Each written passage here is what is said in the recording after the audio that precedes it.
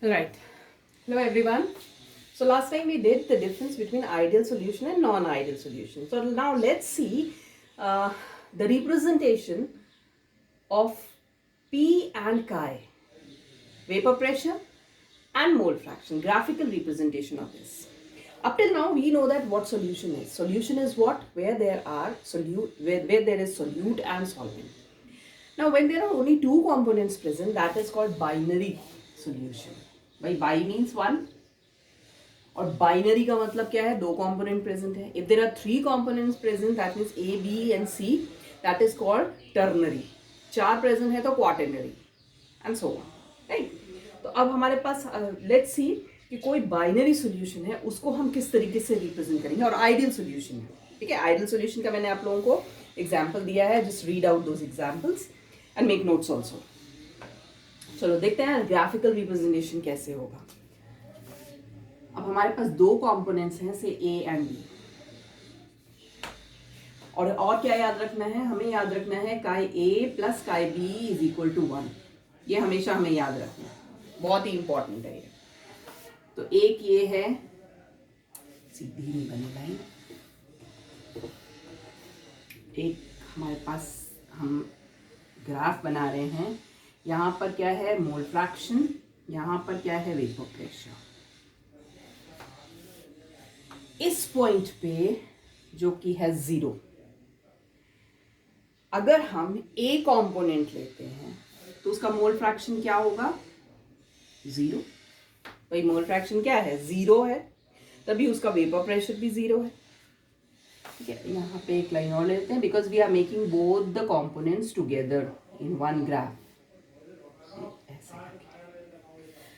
अब जैसे जैसे हम मोल फ्रैक्शन को बढ़ाते जाते हैं, नंबर ऑफ मोल्स बढ़ाते जाते हैं सॉल्यूशन में, तो वेपर प्रेशर बढ़ता जाता है. ये वेपर प्रेशर जो है बढ़ता जा रहा है और इस पॉइंट पे आके रुक गया. किस पॉइंट पे आके रुका? When chi B is 0 and काई ए इज इक्वल टू 1. बोलो समझ में आया? काई ए जब 0 था किसी भी सॉल्यूशन के अंदर, तो उसका वेपर प्रेशर 0 है. जब जैसे जैसे हम नंबर ऑफ मोल्स बढ़ाते जा रहे हैं, मोल फ्रैक्शन बढ़ता जा रहा है, chi A is equal to 1. काई ए इज इक्वल टू 1 का मतलब है काई बी उस टाइम पे 0 है. तो प्योरली किसका वेपर प्रेशर आएगा? ए का. That is P A naught. According to Raoult's law, P A is equal to P A naught chi A. ये अभी हमने किया था भाई. के की वैल्यू हमने निकाली थी पी ए नॉट, तो ये क्या हो गया? P A is equal to P A naught chi A. अब ये आपको समझ में आ गया ए कॉम्पोनेंट. अब हमने क्या लिया है? बाइनरी कॉम्पोनेंट, मतलब बी भी लिया है. अगर यहाँ पर काई ए 0 है, यहाँ पे काई ए 1 है, तो इस वाले पॉइंट पे अगर हम देखें तो काई बी कितना है? भाई काई ए अगर 1 है तो काई बी कितना होगा? इसका मतलब काई बी कुछ है ही नहीं, 0 है. और अगर काई ए 0 है तो इसका मतलब ये हुआ काई बी 1 है. सोच के देखना ये. हाँ, सो काई बी इज इक्वल टू 0. जब यहाँ पर 0 है, मतलब बी के मॉलिक्यूल्स है ही नहीं, उस टाइम पे क्या है? यहाँ पर वेपर प्रेशर 0 है. जैसे जैसे हम इधर आते जाते हैं, अब मैंने आपको बोला कि ए और बी कंपोनेंट को हम एक ही ग्राफ में रिप्रेजेंट कर रहे हैं, तो अब हम क्या करेंगे? हम इधर से इधर आएंगे, क्योंकि यहाँ पर काई बी 1 है. तो हम उल्टा चलेंगे इसको, ऐसे ऐसे ऐसे करके. जैसे जैसे बढ़ाते जाते हैं वैसे वैसे जो है इसका वेपर प्रेशर भी बढ़ता जाता है. सबसे ज़्यादा वेपर प्रेशर कहाँ होगा? जब when chi B is equal to 1. That means P B naught. P B not.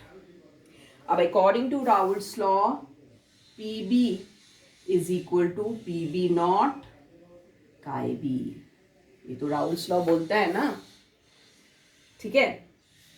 And what is this? This is called PT. PT क्या बताया था मैंने? कि डाल्टन्स लॉ क्या कहता है कि टोटल वेपर प्रेशर हम कैसे निकालेंगे? टोटल प्रेशर हम निकालेंगे the sum of all the vapour pressure और पार्शियल प्रेशर ऑफ द, यहाँ पे हम सॉल्यूशन की बात कर रहे हैं.